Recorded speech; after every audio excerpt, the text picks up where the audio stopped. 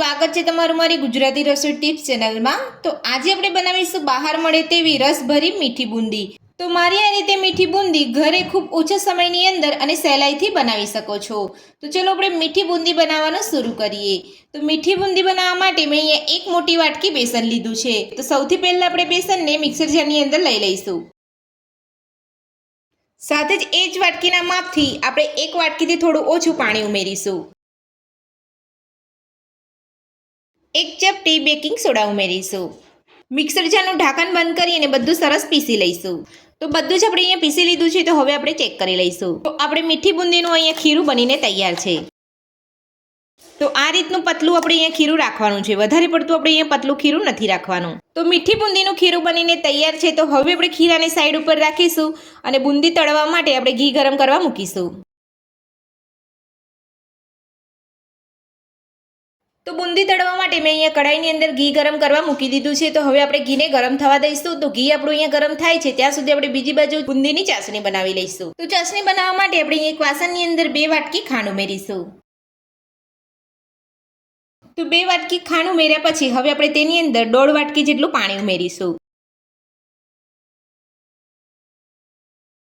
તો એક વાસણની અંદર ખાંડ અને પાણી ઉમેરી લીધા પછી હવે આપણે તેને ગેસ ઉપર રાખી અને ચાસણી બનાવી લઈશું। તો ચાસણી આપણી અહીંયા બની રહી છે। તો હવે આપણે તેની અંદર નાની 1 ચમચી જેટલો ઇલાયચી પાવડર ઉમેરીશું। સાથે જ બુંદીનો કલર આપવા માટે ચાસણીની અંદર રેડ ઓરેન્જ કલર ઉમેરીશું। બધું જ મિક્સ કરી લઈશું અને ચાસણીને આપણે અહીંયા 1 કે 2 તારવાળી નથી કરવાની। આપણે અહીંયા ખાંડ ઓગળે ત્યાં સુધી આપણે અહીંયા ચાસણીને થવા દઈશું અને આપણે એક ઉભરો અહીંયા આવવા દઈશું।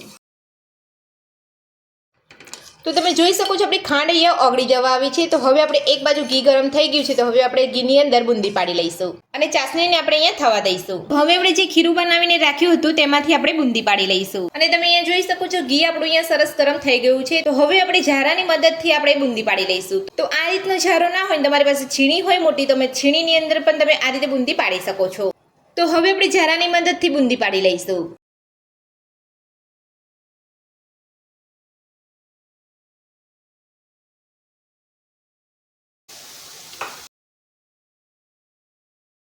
તો 2 મિનિટ સુધી આપણે બુંદીને ફ્રાય કરીશું।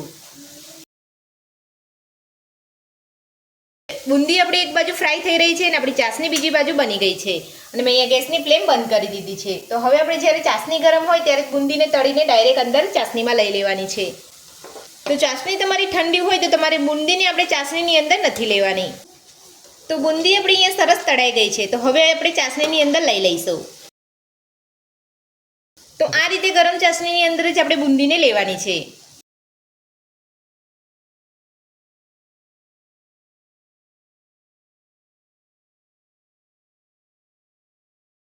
તો બુંદીને ચાસણીની અંદર લઈ લીધા પછી 2 મિનિટ માટે આપણે બુંદીને ચાસણીમાં રાખવાની છે। બુંદીને આપણે ચાસણીની અંદર લઈ લીધી છે અને 2 મિનિટ જેટલો સમય થઈ ગયો છે। તો હવે આપણે બુંદીને ચાસણીમાંથી કાઢી લઈશું અને એક કાણાવાળા વાસણની અંદર લઈ લઈશું।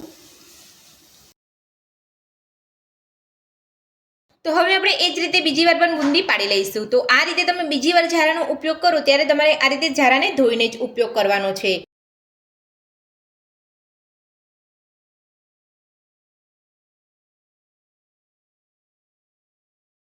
તો બીજી વાર પણ આપણે અહીંયા બુંદી પાડી લીધી છે અને બુંદી આપણે અહીંયા સરસ તળાઈ ગઈ છે। તો હવે આપણે બુંદીને ચાસણીની અંદર લઈ લઈશું। તો જ્યારે પણ તમે બુંદીને ચાસણીની અંદર લો અને તમારી ચાસણી ઠંડી થઈ ગઈ હોય તો તમારે ચાસણીને ફરી ગરમ કરી લેવાની છે। તો બધી જ બુંદીને આપણે પાડી અને ચાસણીની અંદર લઈ લીધા પછી આપણે અહીંયા કાણાવાળા વાસણની અંદર લઈ લીધી છે અને આપણે બુંદી આપણી અહીંયા સરસ ઠંડી થઈ ગઈ છે અને તમે જોઈ શકો છો એકદમ સરસ અહીંયા છૂટી છૂટી બુંદી આપણી અહીંયા બની છે અને જે વધારાની ચાસણી હોય તે અહીંયા નીકળી ગઈ છે। તો તમે જોઈ શકો છો આપણી રસ ભરેલી બુંદી એકદમ સરસ બની છે।